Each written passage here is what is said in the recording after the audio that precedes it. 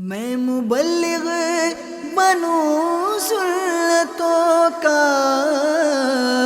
خوب چرچا کروں سنتوں کا، ہو کرم بحر خاک مدینہ۔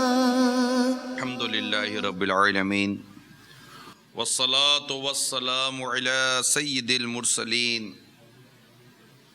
اما بعد فاعوذ باللہ من الشیطان الرجیم، بسم اللہ الرحمن الرحیم۔ الصلاة والسلام علیک یا رسول اللہ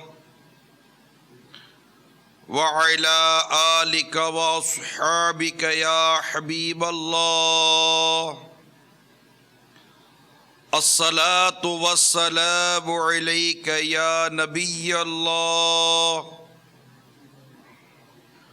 وعلى آلك وأصحابك يا نور الله۔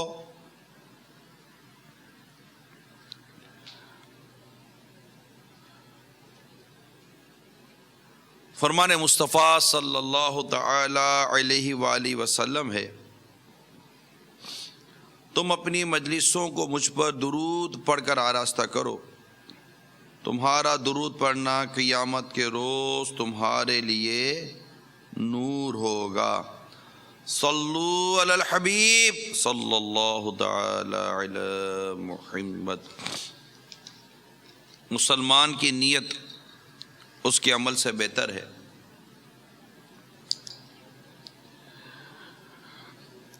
مدنی چینل کے ناظرین اور صحرائے مدینہ باب المدینہ کراچی میں بلبل روز رسول مرحوم نگران مرکزی مجلس شورا دعوت اسلامی حاجی مشتاق رحمۃ اللہ تعالی علیہ کہ یوم مشتاق کے سلسلے میں جمع ہونے والے اسلامی بھائیوں، اچھی نیتیں جتنی زیادہ ہوں گی ثواب اسی قدر بڑھتا چلا جائے گا۔ اول تاخیر بیان میں شریک رہوں گا۔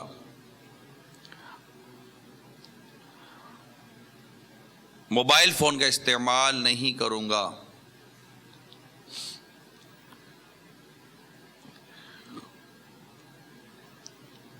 بیان کے بعد آگے بڑھ کر اسلامی بھائیوں سے سلام و مصافحہ کروں گا۔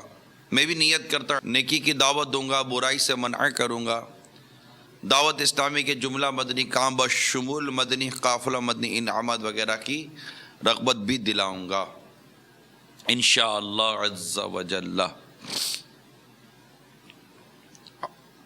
آج دعوت اسلامی اپنے انتہائی پیارے پیارے اور میٹھے میٹھے اسلامی بھائی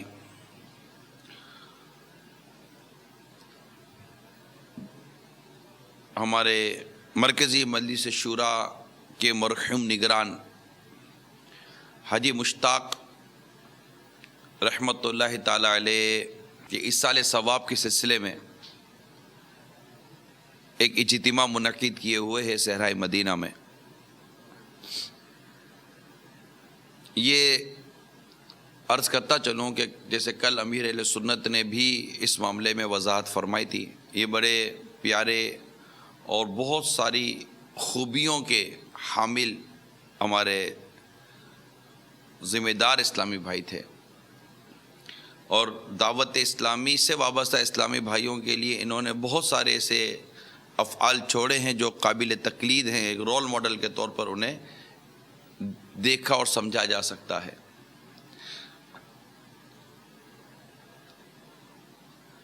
13-14 سال گزر جانے کے بعد بھی جب کسی کے لیے 13 14 15 ہزار قرآن پاک پڑھے جائیں، ان کے لیے ایصال ثواب کیے جائیں، 13 14 سال گزرنے کے بعد کی بات کر رہا ہوں، یہ ان کا پہلا عرس نہیں ہے،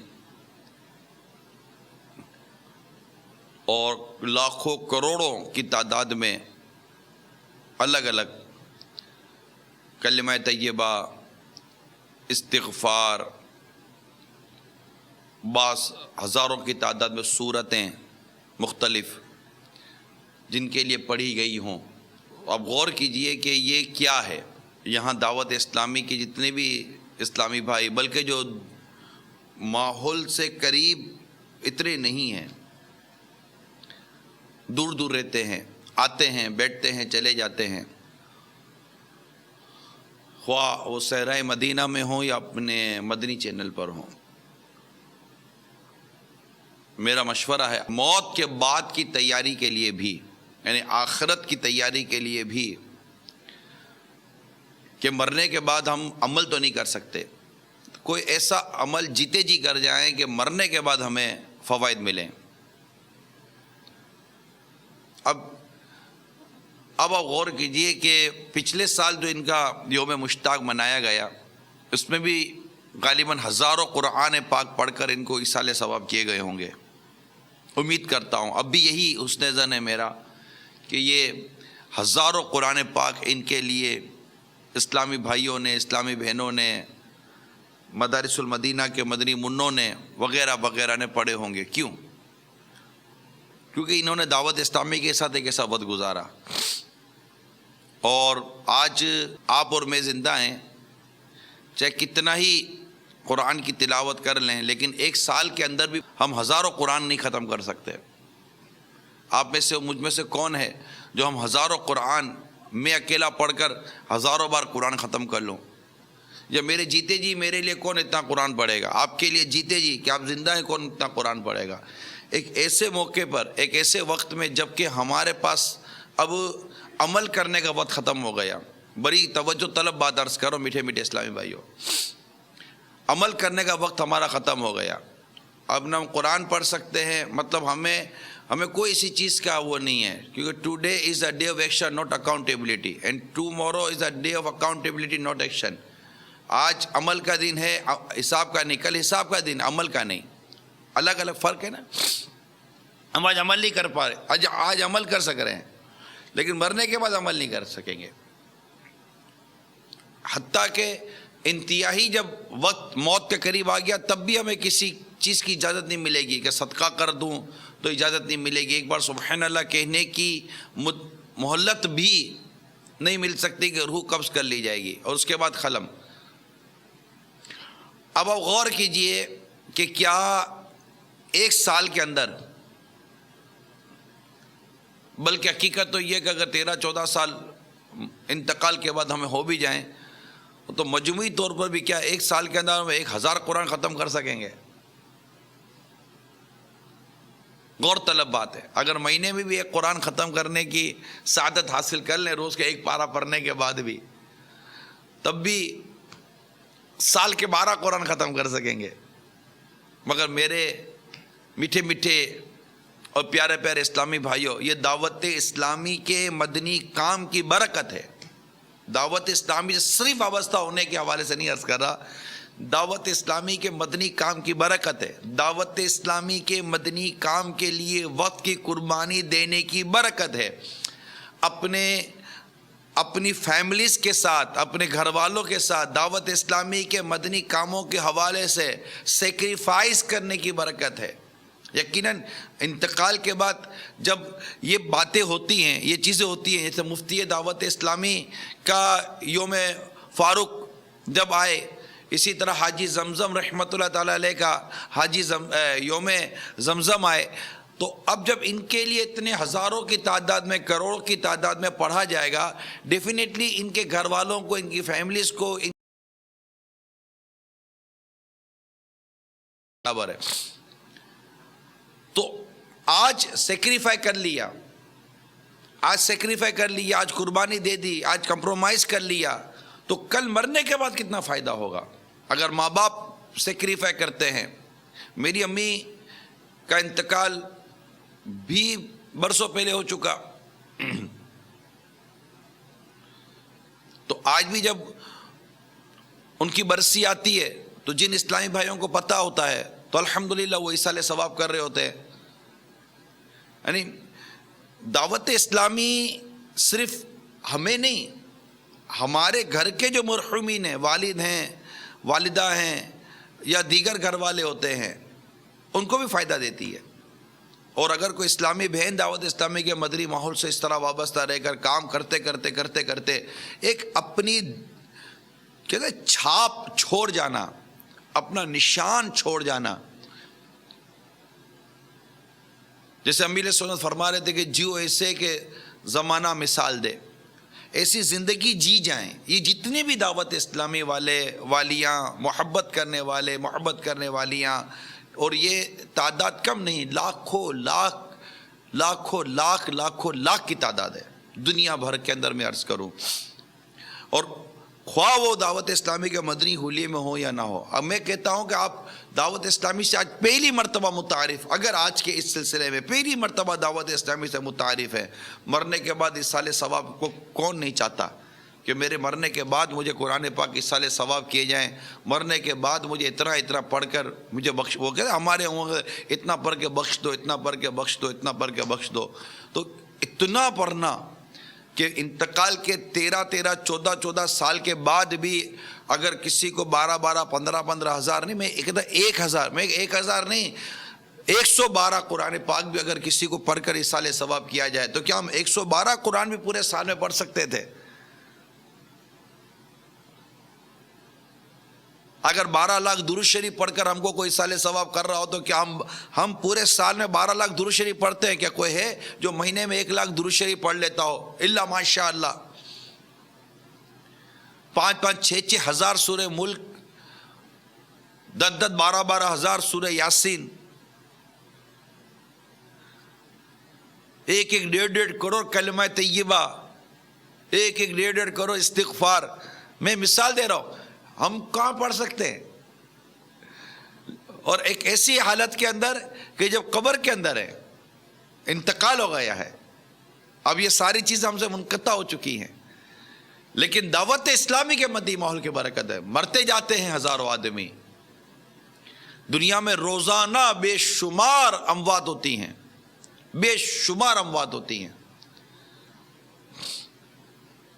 اور لوگ آتے ہیں اپنا وقت گزارتے جیتے چلے جاتے ہیں. نصیب ہے، خوش نصیب ہے وہ شخص جسے دنیا میں جیتے جی سنتوں کی خدمت کی سعادت نصیب ہو. ایسے ہی کئی علماء ہیں ہمارے، کئی اولیاء کرام گزرے ہیں، نو ڈاؤٹ. لیکن چونکہ اس وقت دعوت اسلامی کی مرکزی مجلس شورا کے مرحوم نگران حاجی مشتاق تعالیٰ علیہ کا یوم منا رہے ہیں. یہ قاری بھی تھے، یہ حافظ بھی تھے، یہ امام بھی تھے، یہ نعت خواں بھی تھے، چلے ان کی شہرت بہت تھی. حاجی زمزم رحمت اللہ تعالیٰ علیہ یہ ان کی طرح مشہور نہیں تھے، لیکن جب ان کا بھی یوم زمزم آتا ہے تو بھی ہزاروں قرآن اصال ثواب کیے جاتے ہیں. اور مفتی دعوت اسلامی ان کی اپنی شان، اپنا مرتبہ تھا، مگر اتنے مشہور نہیں تھے. یہ دعوت اسلامی والے جانتے ہیں، مفتی دعوت اسلامی اتنے مشہور نہیں تھے، لیکن ان کی خدمات تھیں، ان کی خدمات تھی جنہیں یہ دعوت اسلامی کی مرکزی مجلس شورا تک لے کر آئیں. اور مرکزی مجلس شورا کہ یہ ایک ایسے اہم ترین اسلامی بھائی بن گئے، اور انتقال بھی ہو گیا کہ آج یوم فاروق بھی آتا ہے تو ہزاروں قرآن پاک ان کے لیے بھی اصال ثواب کیے جاتے ہیں. حالانکہ اتنی عوامی شہرت نہیں تھی، مدنی کام. میں نے کوئی کہے نا کہ حاجی مشتاق رحمت اللہ تعالی علیہ کو عوامی شہرت تھی، نو ڈاؤٹ ان کی عوامی شہرت کا تو ڈنکا بجی ہی رہا تھا، ان کی زندگی میں بج رہا تھا. ان کی شہرت کا، ان کے ماشاءاللہ لوگ ان سے محبت کرتے تھے، اس کا انکار بھی نہیں ہے. اور لوگ محبت کرتے ہوں یہ بہت بڑی بات ہوتی ہے، لوگ جس کی تعریف کرتے ہوں یہ بہت بڑی بات ہوتی ہے. ایک جنازہ جا رہا تھا، لوگوں نے کہا کہ اس کی تعریف کی تو آقا صلی اللہ علیہ وسلم نے اس کے لیے جنت کی بشارت دی. یعنی لوگ جس کی تعریف کرتے ہیں، لوگ کس کی تعریف کرتے ہیں؟ ہاں 4 آدمی بعضوں کا تعریف کرتے، گھر والے 2-4 باپ بیٹے وغیرہ تعریف کرتے تھے انتقال کے بعد. جیتے جی تو وہ بھی تعریفیں نہیں کرتے تھے، انتقال کے بعد تعریف کرتے ہیں. شوہر کا انتقال ہو تو بیوی بھی تعریف کرتے، جیتے جی بیوی بھی تعریف نہیں کرتی. اور شوہر انتقال ہونے کے بعد جیسے آٹومیٹیکلی اس کے نزدیک جنتی ہو جاتا ہے، اور جب تک زندہ ہوتا ہے تو دھتکارا جاتا ہے. میں مثال دے رہا ہوں، بیوی جاتی ہے تو دنیا سے چلی جاتی ہے تو شوہر کہتے ہیں جیسے کوئی تھی نہیں، اور جب زندہ تھی تو اس اس جیسی بری کوئی نہیں تھی. یہ ہوتا ہے, ماں باپ چلے جاتے تو اولاد کہتے ہمارے ماں باپ تو ایسے تھے. جب جیتے جی اولاد ماں باپ کو کیا پوچھتی تھی. تو عموماً حیاتی میں لوگ کسی کی اتنی تعریفیں نہیں کرتے. یقین مانیے خوش نصیب ہے وہ شخص جس کی حیاتی میں لوگ اس کی تعریفیں کر لیں اور واقعی بے غرض تعریف کریں. پیسے کے لیے, دولت کے لیے, منصب کے لیے, شہرت کے لیے کسی کی تعریف کا ہونا یہ ایک الگ میٹر ہے. مگر حاجی مشتاق رحمۃ اللہ تعالیٰ علیہ کی تعریف, ان کی شخصیت کی تعریف, ان کے کردار کی تعریف, ان کے اخلاق کی تعریف میں نے اپنے کانوں سے ان کے جیتے جی ان کے پیٹھ کے پیچھے سنی ہے. پیٹھ کے پیچھے سنی, یعنی ایسے نہیں تھا کہ امیر اہل سنت نے ایک مرکزی مسجد شورا 2000 سینے 2000 میں بنائی. 2000 میں تقریباً 2000 میں بنی تھی دعوت اسلامی کی مرکزی مسجد شورا. تو 2000 میں جو شورا بنی تھی مرکزی دعوت اسلامی کی, اس کے نگران کا انتخاب یہ آسان نہیں تھا. امیر اہل سنت کی نظر حاجی مشتاق رحمۃ اللہ تعالیٰ علیہ پر ٹکی کہ یہ ہے جو مرکزی مسجد شورا کے نگران بن سکتے ہیں. آپ خود غور کیجئے کہ امیر اہل سنت کا نگاہ انتخاب جو شخصیت بنی ہو, دعوت اسلامی کی مرکزی مسجد شورا کا جسے نگران بنانا امیر اہل سنت کی سمجھ میں آیا ہو, وہ شخصیت خود کس قدر با اثر اور کس قدر متاثر کن ہوگی. امیر اہل سنت کی شخصیت کو کون نہیں جانتا, اور اتنی عظیم دعوت اسلامی کے مقصد کو کون نہیں جانتا.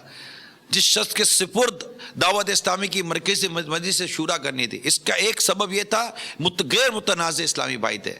میٹھے میٹھے اسلامی بھائیوں, خود کو غیر متنازع رکھنا یہ آسان کام نہیں ہے. عام آدمی جس کو کوئی جانتا پہچانتا نہیں ہے, اگر یہ غیر متنازع رہتا ہے تو کیا کمال کرتا ہے, جانتا کون ہے اس کو کہ اس سے بھی کوئی مطلب کہ شکایت کرے گا.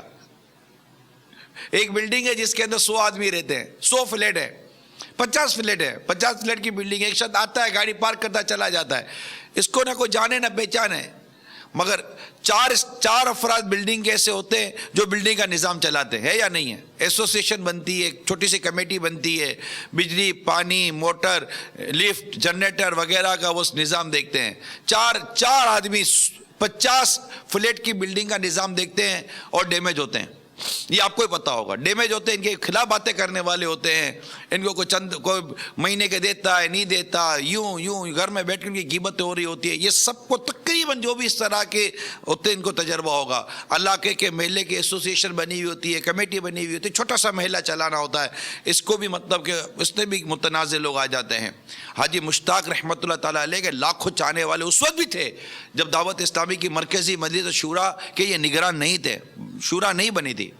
اس وقت بھی ان کے لاکھوں چاہنے والے تھے, مگر اس وقت بھی ہم جانتے ہیں, ہم خود ان دنوں اپنے علاقے کے اندر مدنی کاموں میں جو جتنا وقت دیتے تھے, ہم بھی اس وقت حاجی مشتاق رحمۃ اللہ تعالیٰ علیہ کی جو ہمارے دلوں میں عزت تھی, بابری چوک کنز الایمان مسجد باب المدینہ کراچی میں یہ امامت بھی کرتے تو جمعہ بھی پڑھاتے تھے.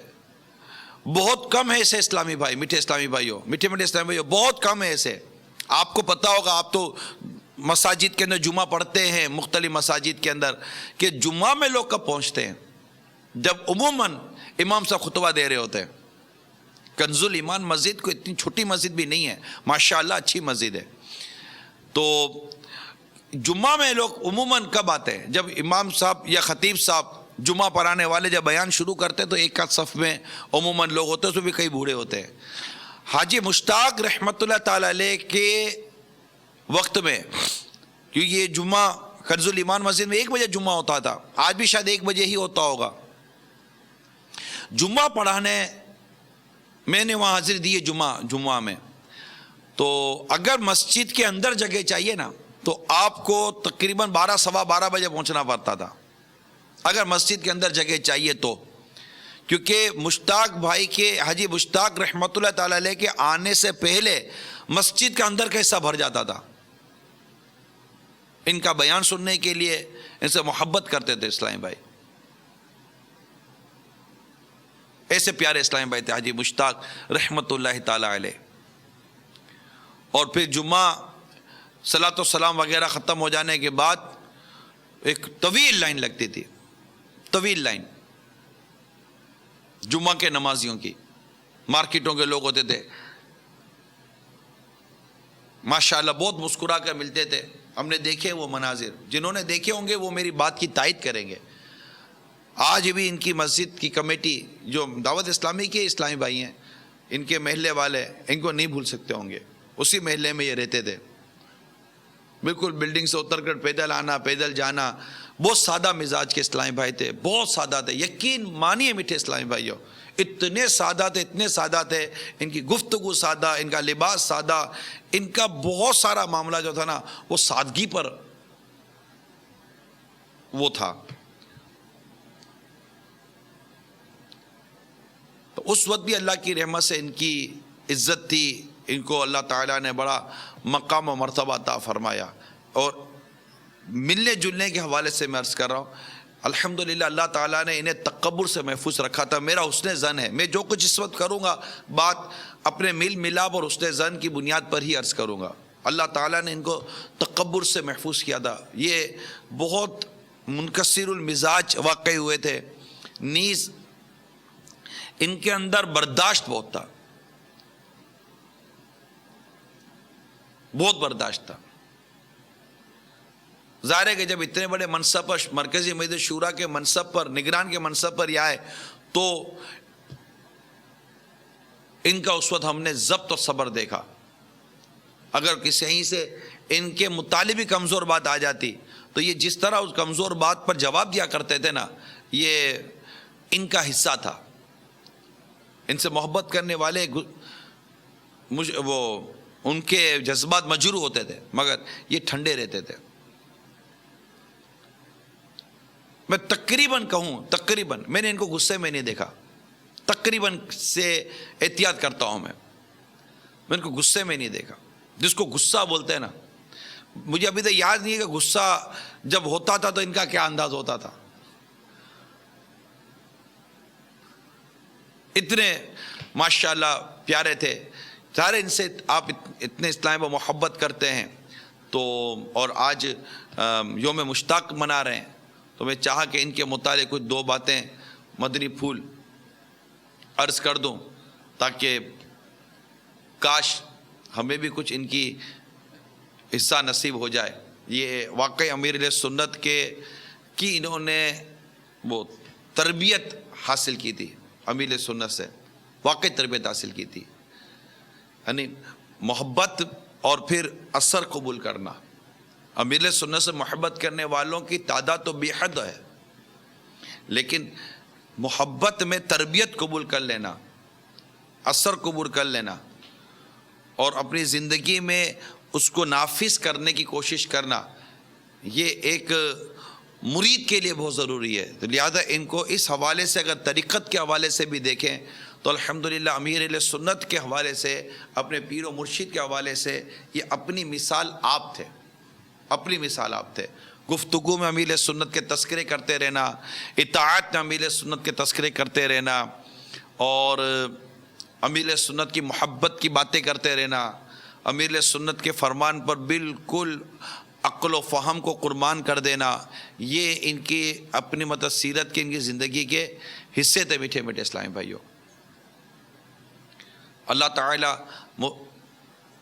بلبل روز رسول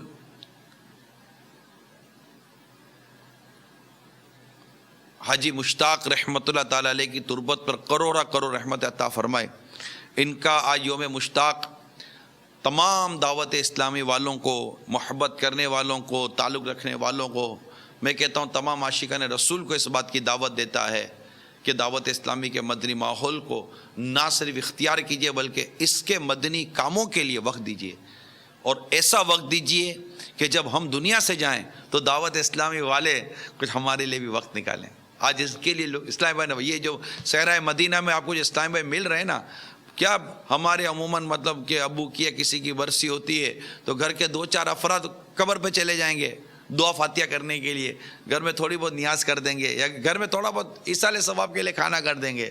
لیکن ہر سال اتنی بڑی تعداد میں کوئی کسی کی یاد منانے کے لیے, ایصال ثواب کے لیے کیا جمع ہوتا ہے؟ دیکھو علماء اولیاء کرام یقیناً ان کے تو اپنے مقام و مرتبے, اور انہی کا صدقہ ہے جو الحمدللہ دعوت اسلامی کے مبلغین کو اس طرح ملا کرتا ہے. لیکن یوں عام طور پر مدنی کام کرنے والے بھی کئی اسلامی بھائی دنیا سے گئے ہیں، یہ آپ کے علم میں بھی ہوگا، گئے نا، لیکن اس طرح کتنوں کے ساتھ ہوتا ہے؟ آپ بولو گے یار یہ تو اتنے آگے نکل گئے تھے نا، آگے نکلنے کے راستے بند نہیں ہیں، آگے بڑھنے والا ہونا چاہیے، آگے بڑھنے والا ہونا چاہیے، مدنی کام کریں اور اللہ تعالیٰ سے ثواب کے لیے کریں، مطلب اس کی بارگاہ سے ثواب ملے اس کے لیے کریں. اور یہ ایک لالچ، مجھے نہیں لگتا کہ اس لالچ میں کوئی حرج ہو کہ ایسا کام کر جاؤں کہ مرنے کے بعد مجھے ایصال ثواب کیا جائے، کیونکہ یہ تو حدیثوں میں موجود ہیں کہ جو کام مرنے کے بعد جاری رہتے ہیں وہ ایک الگ ان کا موضوع ہے. لیکن اگر میں یہ نیت کرتا ہوں کہ میں اللہ کی رضا کے لیے کچھ ایسے کام کر جاؤں کہ میرا انتقال ہو، تو انتقال ہونے کے بعد بھی لوگ مجھے قرآن پاک ایصال کریں، دیگر نیکیاں ایصال کریں، اب ان کے لیے مدنی قافلے ایصال ہو رہے ہیں، ان کے لیے کیا کیا ایصال ثواب ہو رہا ہے. تو یہ ایک خوش قسمتی ہے میٹھے میٹھے اسلامی بھائیوں، جیتے جی اپنے آپ کو دعوت اسلامی کے مدنی کاموں میں مصروف کریں، صحیح معنوں مصروف کریں. اور یہ کام اس بات کا تقاضا کرتا ہے، دعوت اسلامی کا مدنی کام اس بات کا تقاضا کرتا ہے، دیکھیں نہ رات دیکھیں، جو آپ کے انتہائی ضروری معاملات ہیں، گھر بار، دیکھیں یہ ضرورت ہے اس چیز کی کہ اس وقت اسلام کو ہمارے وقت کی ضرورت ہے، اسلام کو ہماری کوششوں کی ضرورت ہے، ان معنوں کر کہ نیکی کی دعوت عام ہو، اور ہم کریں گے تو اپنا ہی بھلا کریں گے. اگر ہم نہیں کریں گے، اللہ تعالیٰ نے اس دین کو کسی اور کے ذریعے عروج و ترقی مزید عطا فرمانی ہے. لیکن خوش نصیب ہے وہ شخص جو اس کام میں اپنا حصہ ملا لے،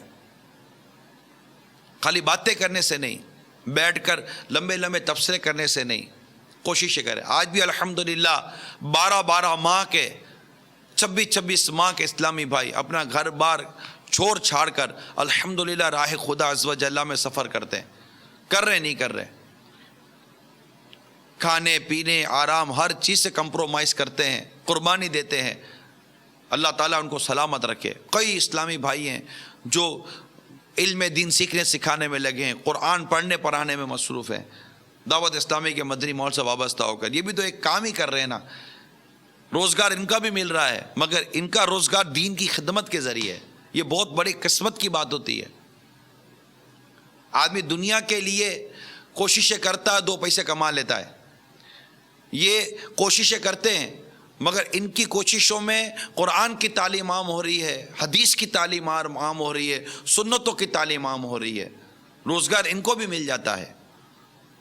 اور ان کا روزگار ہو سکتا ہے کہ دنیا کے لیے کام کرنے والوں سے اچھا روزگار ان کا مل جاتا ہو، لیکن ان کو روزگار کے ساتھ ساتھ ایک قلبی اطمینان ہوتا ہے کہ ہم کوئی سنتوں کی خدمت کر رہے ہیں، ہمارے ذریعے کوئی کتابیں تیار ہو رہی ہیں، ہمارے ذریعے علماء تیار ہو رہے ہیں، ہمارے ذریعے قرآن کے حفاظ تیار ہو رہے ہیں، ہمارے ذریعے قرآن کی تعلیم عام ہو رہی ہے، ہمارے ذریعے نیکی کی دعوت عام ہو رہی ہے.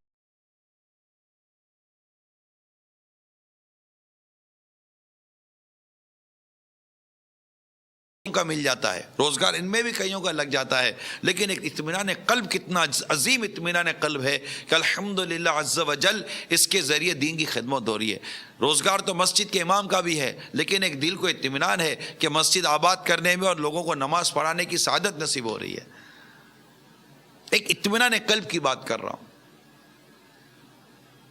ٹھیک ہے، ہو سکتا ہے بعض اوقات آمدنی میں کمی بیشی ہو جائے، لیکن آخرت کا ثواب، آخرت کا اجر اگر اللہ تعالیٰ کی بارگاہ سے لینے میں کامیاب ہو جاتے ہیں تو، کیونکہ صرف اجرت ہی کے ساتھ تو نہیں نا کام ہو رہا ہوتا، اس کے علاوہ بہت سارے کام ہو رہے ہوتے ہیں. تو جتنے بھی دعوت اسلامی، بلکہ میں کہوں گا کہ جتنے بھی سو مدنی چینل پر ہیں، آج یوم مشتاق رحمت اللہ تعالیٰ علیہ کے موقع پر مدنی التجا یہ ہے، برائے کرم دعوت اسلامی کو وقت دیجیے. آپ کے سامنے ہے، لوگ رمضان کا روزہ نہیں رکھ رہے، فرض ہونے کے باوجود روزہ نہیں رکھ رہے، اذان ہوتی ہے نماز پڑھنے نہیں جاتے، فرض ہوتی ہے زکوٰۃ نہیں دیتے، فرض ہونے کے باوجود حج ادا نہیں کرتے. آج آپ کے سامنے ہے جھوٹ کتنا عام ہے، غیبت کتنی عام ہے، بہتان، تہمت، بدگمانی کتنا اس کا رواج، بے پردگی، اللہ کی پناہ، اللہ کی پناہ، اللہ کی پناہ. بے پردگی تو مطلب بالکل اس کو تو اگر کہوں کہ ہر روز شاید دنیا میں کسی نہ کسی انداز سے بے پردگی کو پروموٹ کیا جا رہا ہے، بے حیائی کو مطلب کہ فروغ دیا جا رہا ہے کسی نہ کسی طریقے سے. بے حیائی کو، بے پردگی کو. نہ عورتوں کو شرم و حیا آتی نہیں ہے کہ وہ اپنے آپ کو غیر اجنبی مردوں سے دور رکھیں. اور اچھے خاصے لوگ، میں زیادہ نہیں کیا کہوں گا، اچھے خاصے لوگ بے پردہ عورتوں کے ساتھ بیٹھتے ہیں، یہ سنے جاتے ہیں. اللہ تعالیٰ اپنا فضل و کرم فرمائے اور ہمیں اپنے غضب سے محفوظ فرمائے. اس قدر عجیب و غریب حالت ہے بے پردگی. یوں سمجھیے کہ پردہ بھی اگر اس وقت ہے برقعے کے نام پر تو وہ بھی فیشن کے نام پر ہو چکا ہے. یہ بھی آپ جانتے ہیں. جو برقع پہنتی ہیں وہ بھی فیشن کے نام پر. تو بہت کم تعداد ہے جن کے اندر واقعی تقوی اور حیا اور ایک ایسا جذبہ ہے کہ مجھے اجنبی مرد نہ دیکھیں. اس جذبے کے تحت شریعت کی اہم ترین بنیادی ترین پاسداری کے تحت وہ پردہ کرنے والی بنتی ہوں گی. میں تو انکار تو نہیں کرتا، نہ ہوں گی. اللہ تعالیٰ ان پر اپنا فضل و کرم فرمائے. لیکن جو میں عرض کر رہا ہوں کہ بے پردگی پروموٹ کی جا رہی ہے، بے پردگی کو فروغ دیا جا رہا ہے، بے پردگی عام ہو رہی ہے، اس کا کون انکار کرے گا؟ بے پردگی کے ساتھ ساتھ بے حیائی عام ہو رہی ہے اور بے حیائی کو پروموٹ کیا جا رہا ہے، بے حیائی کو فروغ دیا جا رہا ہے. گھر گھر بے حیائی ٹی وی کی اسکرین کے ذریعے پہنچائی جا رہی ہے. مختلف مذاہب کا پرچار کسی نہ کسی ذریعے سے ہماری ٹی وی کی اسکرین پر ہو جاتا ہوگا. یہ سب سمجھتے ہیں. تو کیا آج زیادہ ضرورت نہیں ہے عاشقان رسول کو سنتوں کی خدمت کے لیے وقت دینے کی کہ ماہ رمضان کی آمد ہے؟ اس کے باوجود بھی بعض جگہوں پر کھانے پینے کی ایسی آزادی ہوتی ہے جیسے پتہ ہی نہیں ہے کہ یہاں پر ماہ رمضان کی بھی آمد ہو چکی ہے. یہ سب کیا ہو رہا ہے؟ آپ بتائیے. سود کیا آج جتنا سود عام ہو رہا ہے کہ اس سے پہلے سود اتنا عام تھا؟ عام بڑھتا ہی چلا جا رہا ہے سود. بچنے والے کم سے کم. ریاستوں کی ریاستیں سود کی لعنت میں مبتلا ہیں. ریاستوں کی ریاستیں سود کی لعنت میں مبتلا ہوتی چلی جا رہی ہیں. ریاستوں کی ریاستیں، اداروں کے ادارے سود میں مبتلا ہوتے چلے جا رہے ہیں. کئی گھر سود میں مبتلا ہوتے چلے جا رہے ہیں. رشوتوں کا لین دین دیکھ لیجئے. ایک عام آدمی بھی رشوت کے لین دین سے بیزار ہے. اس کو پتہ ہے کہ رشوت ہے، پتہ ہے کہ رشوت، سڑک پر چلتے ہوئے رشوت کا لین دین ہو رہا ہوتا ہے. دفاتر کے اندر رشوتوں کا لین دین ہو رہا ہوتا ہے. کئی اداروں میں رشوتوں کا لین دین ہو رہا ہوتا ہے. الراشی والمرتشی کلاہما فی النار. رشوت لینے والا، رشوت دینے والا دونوں جہنمی ہیں. یہ سب چیزیں جو میں عرض کر رہا ہوں اس کی بنیادی وجہ یہ ہے کہ ہر آنے والا وقت اس بات کا تقاضا بڑھا رہا ہے کہ عاشقان رسول سنتوں کی خدمت کے لیے وقت نکالو. ہر آنے والا وقت اس بات کا تقاضا بڑھا رہا ہے. گھروں میں بچیاں، ان کا تحفظ، اپنی اولاد کا تحفظ، اپنے گھر والوں کا تحفظ، بیوی بچوں کا تحفظ، نیٹ کی نحوست، نیٹ کی تباہ کاری، جال اس وقت بالکل معاشرے کو گھیرے ہوئے. اس سے کون انکار کرے گا؟ کیا آپ انکار کر سکتے ہیں؟ وائی فائی کا نظام، یعنی ہر گھر والے آسانی کے ساتھ، چھوٹے بڑے بچے بچیاں آسانی کے ساتھ نیٹ کا استعمال کرتے ہیں. ان کے ہاتھوں میں ایسے موبائل فون اور ایسی ڈیوائسز دے دی جاتی ہیں کہ یہ پاسورڈ بھی لگا لیتے ہیں، نیٹ بھی کھول لیتے ہیں. اب یہ بیچارے جہاں جائیں اللہ کی پناہ دیکھنے کے لیے فرصت ہے؟ ماں کو اتنی فرصت ہے کیا؟ والد صاحب کو اتنی فرصت ہے؟ فرصت کہاں سے ہوگی؟ بہت کم گھر رہ گئے، بہت کم گھر رہ گئے ہوں گے کہ جن میں یہ اس کا شر نہ پہنچاؤ، ورنہ تقریباً گھروں میں اس نیٹ کا اور سوشل میڈیا کا شر پہنچا ہوا ہے۔ میں خیر کے پہلو اس میں ہے، اس کا انکار نہیں کرتا، مگر شر غالب ہے اور اس کا شر تقریباً گھروں میں پہنچا ہوا ہے۔ الا ماشاء اللہ بچے ہوئے گھر نہیں ہوں گے، میں ایسا نہیں کہتا۔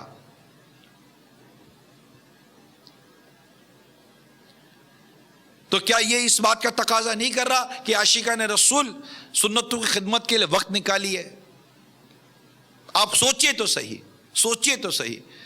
اگر آج ہم وقت نکالتے ہیں، مسجدوں کو آباد کرتے ہیں، مساجد بناتے ہیں، مدرسے بناتے ہیں، ان کو آباد کرتے ہیں، نیکی کی دعوت کو عام کرتے ہیں، مبلغین بناتے ہیں، معلمین بناتے ہیں، سنتوں کی خدمت کرنے میں کامیاب ہو جاتے ہیں، درس و بیان کرنے میں کامیاب ہو جاتے ہیں، علاقے کے اندر مدنی کام کرنے میں کامیاب ہو جاتے ہیں، اور اسی طرح سنتوں کی خدمت کرتے کرتے کرتے کرتے اگر ہمارا انتقال ہو جاتا ہے، ہم دنیا سے چلے جاتے ہیں، تو کیا عجب کہ جس نیکی کی دعوت کو عام کرنے کرتے کرتے کرتے کرتے، جن سنتوں کو عام کرتے کرتے ہماری روح کفن سے انصری سے پرواز کر جائے، ہمارے مرنے کے بعد یہی سنتوں کو عام کرنے والے، یہی نیکی کی دعوت دینے والے، مساجد کو مدارس کو آباد کرنے والے عاشقان رسول ہمیں مرنے کے بعد ہمارے ایصال ثواب کے لیے ہمیں وقت دیں گے اور ہمارا بیڑا پار ہوتا رہے۔ کیا عجب، کیا عجب، کیا عجب، کسی کا ایک قرآن ایک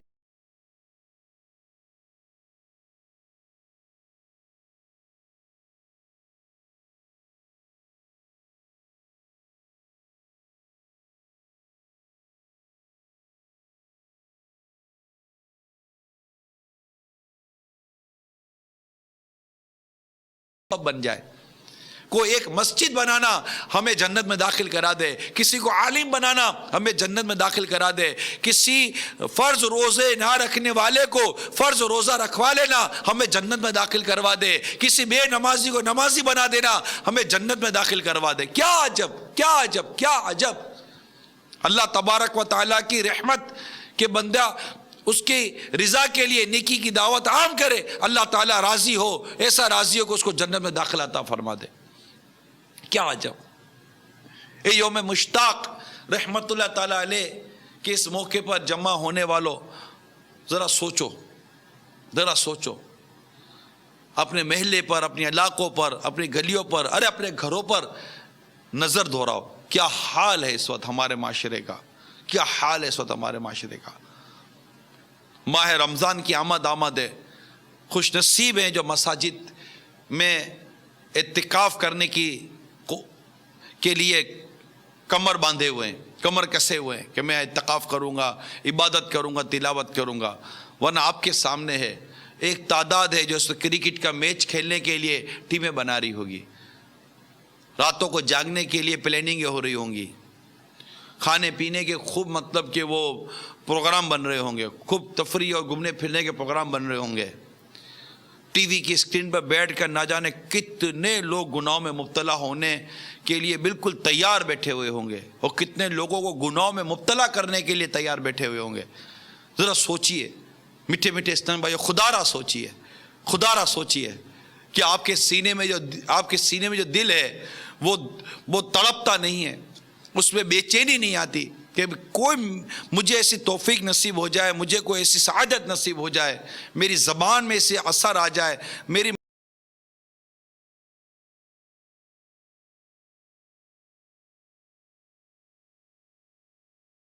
ہوئے لوگوں کو بچانے میں کامیاب ہو جاؤں، خود بچنے میں بھی کامیاب ہو جاؤں۔ کیا آپ کو نہیں ہوتا کہ میں کوئی ایسا کام کر جاؤں؟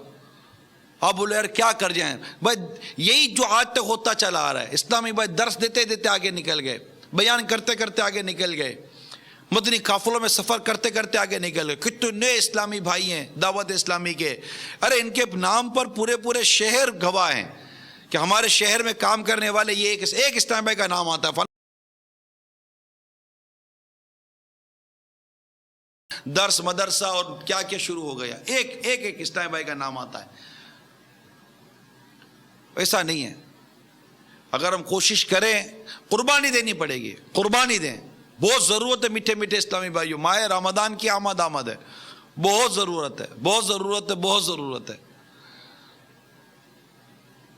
آپ کوشش کریں گے، اللہ تعالیٰ کی رحمت سے آگے بڑھیں گے، اپنا ذہن بنائیں گے کہ ہم انشاءاللہ تعالیٰ اعتکاف بھی کریں گے، اور جو اعتکاف نہیں کر سکتے وہ نیت کریں کہ ہم حتی الامکان اپنا وقت مسجد میں گزاریں گے، درس و بیان میں گزاریں گے، مدنی مذاکروں پہ گزاریں گے، مدنی چینل دیکھیں گے اور اس کے دیکھنے کی دعوت کو عام کریں گے۔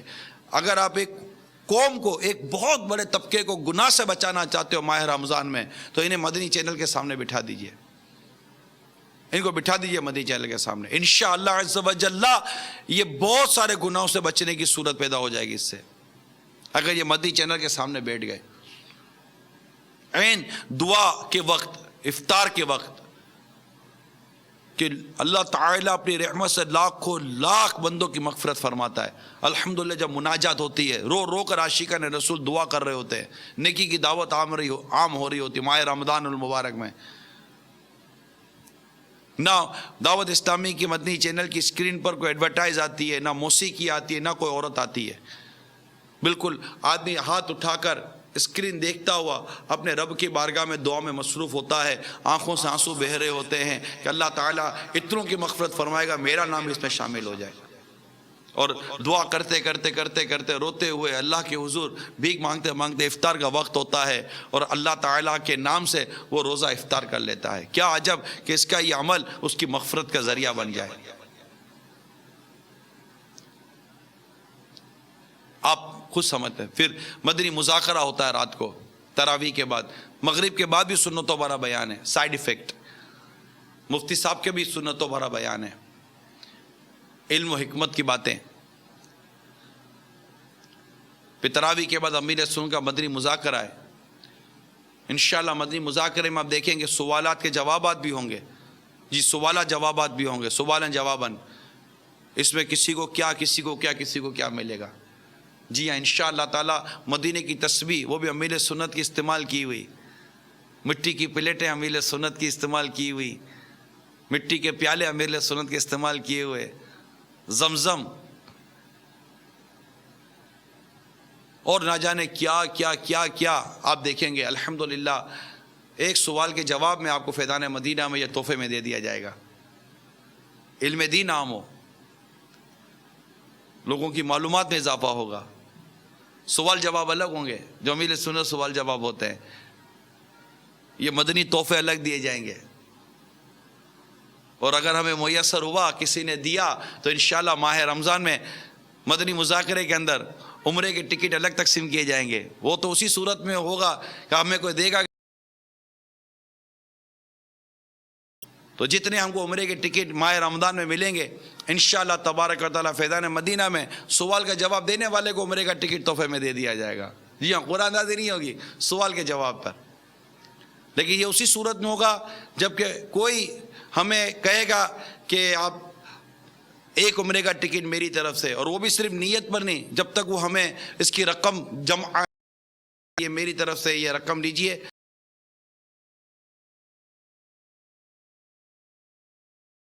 دو عمرے کے ٹکٹ، جتنے بھی ہم کو عمرے کے ٹکٹ ملیں گے، ہم کو 112 عمرے کے ٹکٹ ملیں گے انشاءاللہ تعالی۔ ہماری نیت ہے کہ ماہ رمضان میں 112 عمرے کے ٹکٹ تقسیم کر دیں گے، سوال کا جواب دینے کی صورت میں۔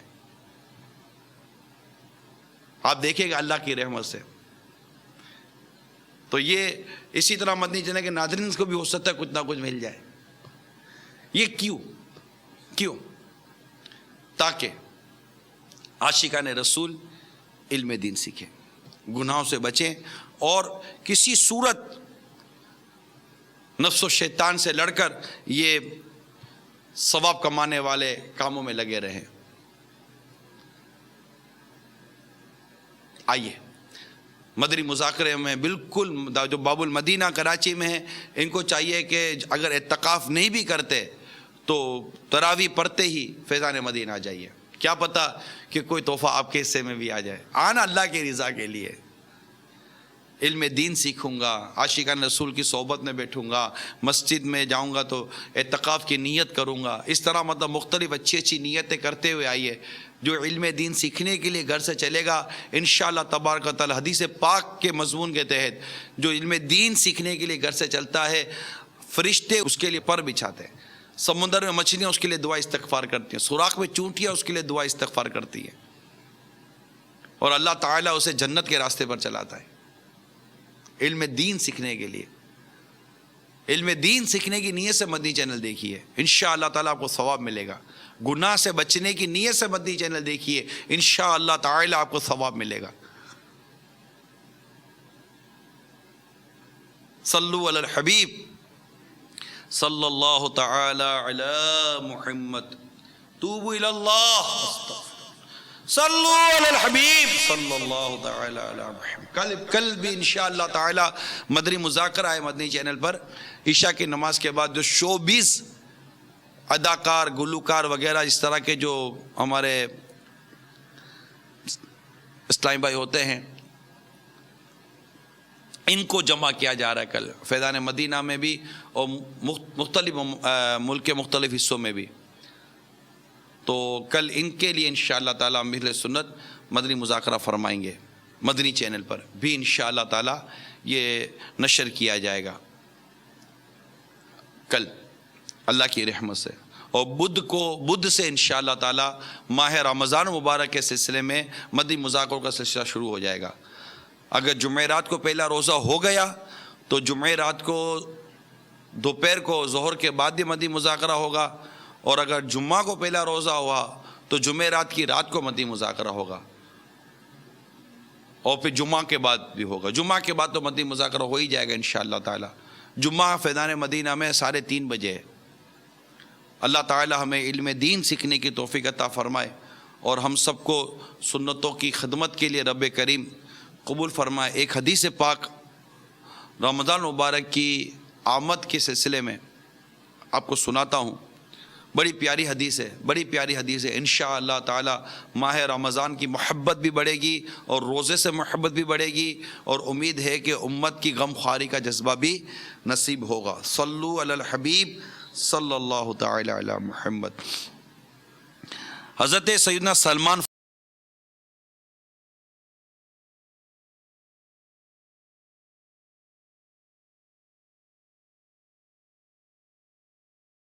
ہم میں واعظ فرمایا، بیان فرمایا،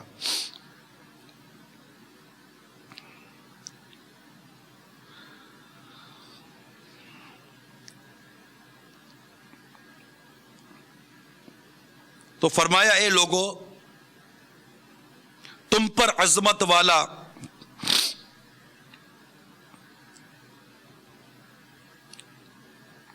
مہینہ سایہ فگن ہو رہا ہے۔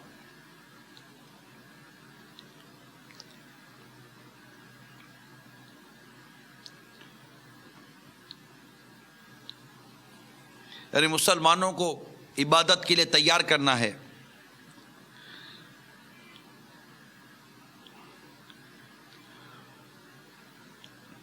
یہ مہینہ برکت والا ہے، جس کی ایک رات ایسی ہے جو 1000 مہینوں سے بہتر ہے۔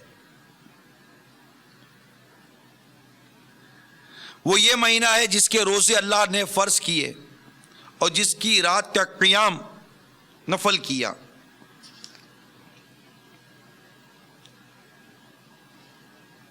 یہاں رات کے قیام سے مراد تراویح ہے، اور یہ سنت موقدہ ہے، اور تراویح کی 20 رکعتیں ہیں جو ہمیں پڑھنی ہے روزانہ انشاءاللہ تعالی۔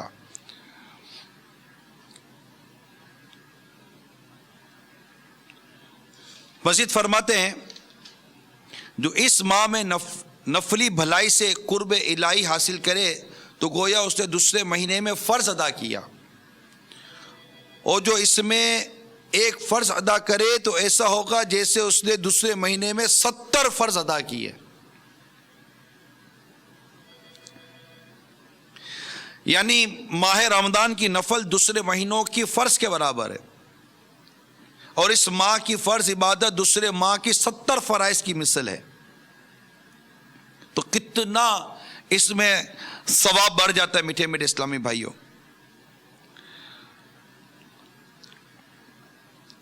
یہ صبر کا مہینہ ہے،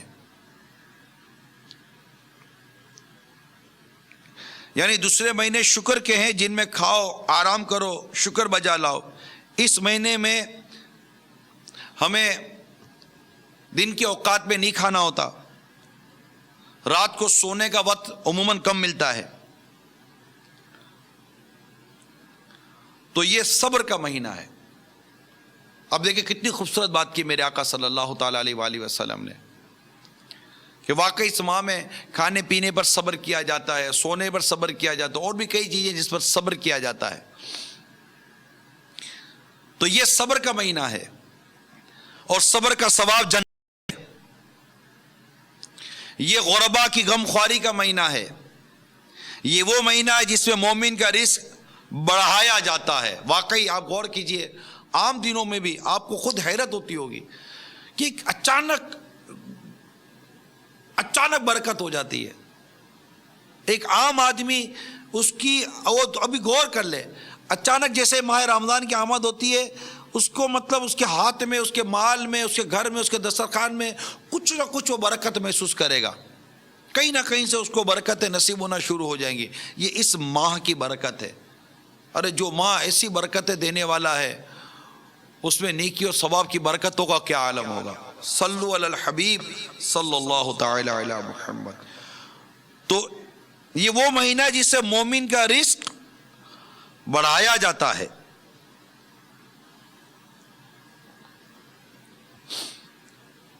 جو اس مہینے میں کسی روزہ دار کو افطار کرائے تو اس کے گناہوں کی بخشش، اس کی گردن کی آزادی آگ سے ہوگی، اور اس سے روزہ دار کا سا ثواب ملے گا۔ یعنی ایسا نہیں کہ کوئی امیر آدمی بولے کہ میں کسی کو روزہ افطار کرا دوں تو یار اپنا بھی روزہ ہو جائے گا، نہیں، اس کے بعد اگر روزہ فرض ہے تو اس کو تو روزہ رکھنا پڑے گا۔ اس روزے کا فرض نہیں ہوگا، روزہ کا سا ثواب ملے گا، اور ایسا ثواب کہ اس کے بغیر کے روزہ دار کے ثواب سے کچھ کم ہو۔ اب چراغ سے چراغ جلے گا تو دوسرے چراغ میں کوئی کمی تھوڑی آئے گی، روشنی بڑھے گی۔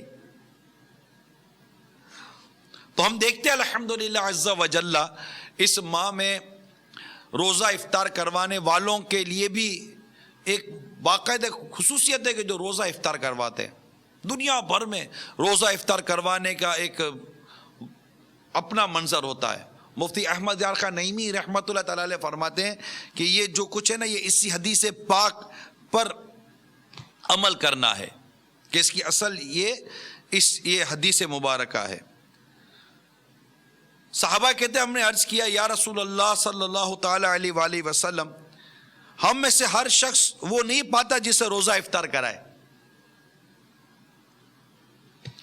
یعنی وہ حضرات سمجھے کہ روزہ افطار کرانے کے معنی میں اسے سیر کر دینا، یعنی اسے پیٹ بھر کے کھلانا ہے۔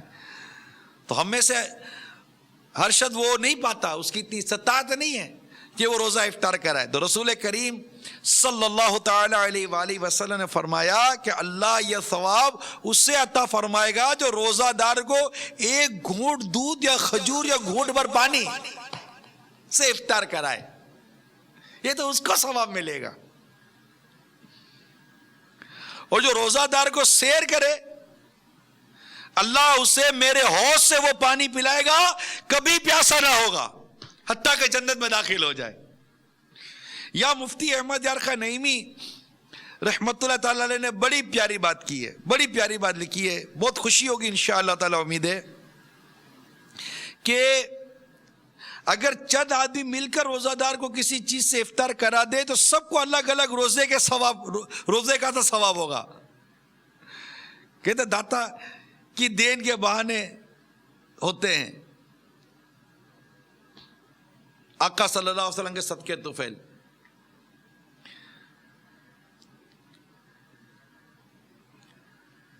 یہ وہ مہینہ ہے جس کے اول میں رحمت، بیچ میں بخشش اور آخر میں آگ سے آزادی ہے۔ آپ سنتے رہتے ہوں گے اس کا پہلا عشرہ عشرہ رحمت، دوسرا عشرہ عشرہ مغفرت، اور تیسرا عشرہ جہنم سے آزادی ہے۔ جو اس مہینے میں اپنے غلام سے تخفیف کرے تو اللہ اسے بخش دے گا اور آگ سے آزاد فرما دے گا۔ سبحان اللہ، کیا بات ہے، کیا بات ہے اس ماہ مبارک کی۔ تو تھوڑا اس میں اپنے ملازمین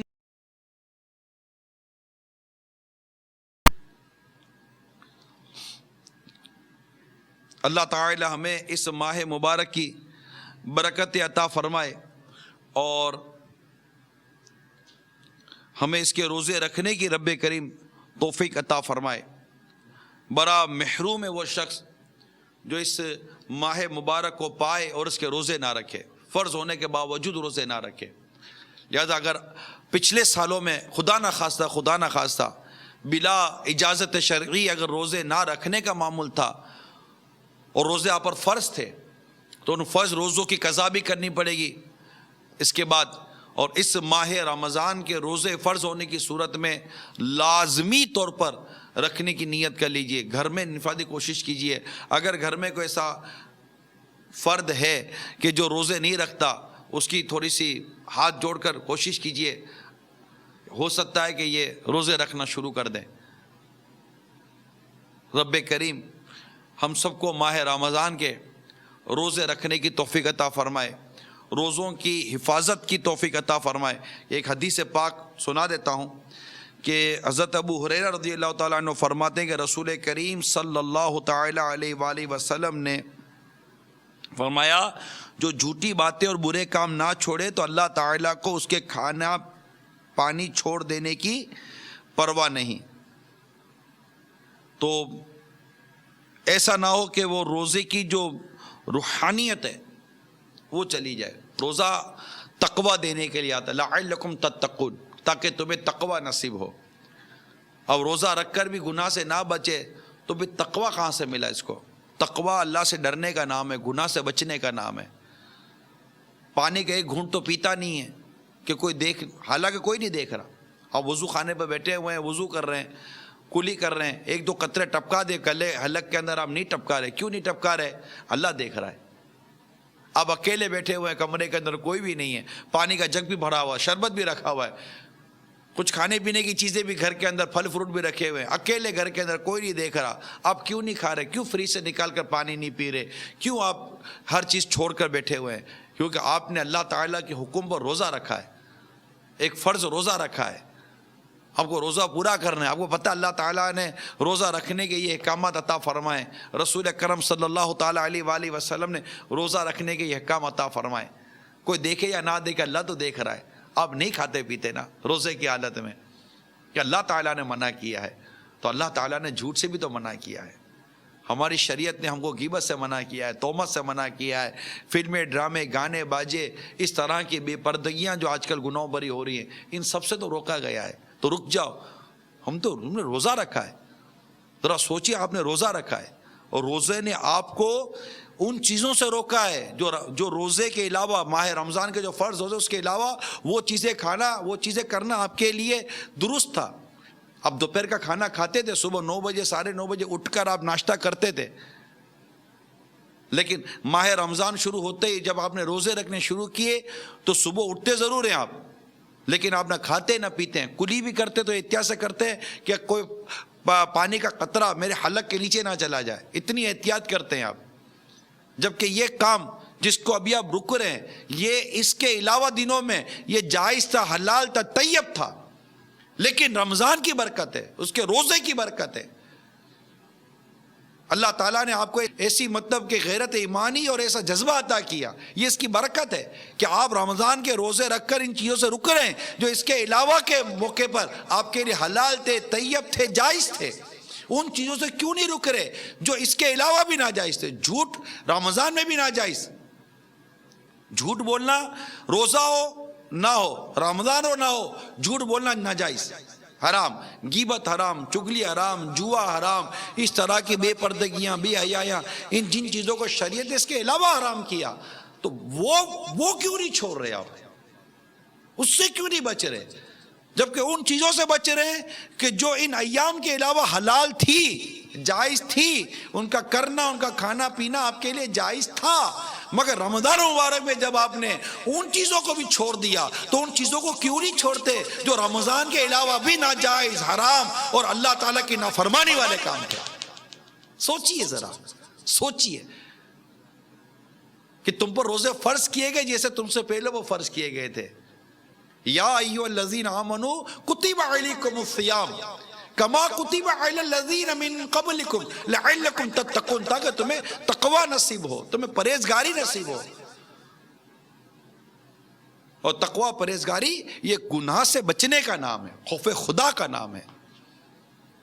رب کریم ہمیں ہمارے روزوں کا تحفظ کرنے کی توفیق عطا فرمائے، اس کی صحیح روحانیت عطا فرمائے، تاکہ جب یہ رمضان ہم سے جدا ہو تو ہم نیک بن چکے ہوں.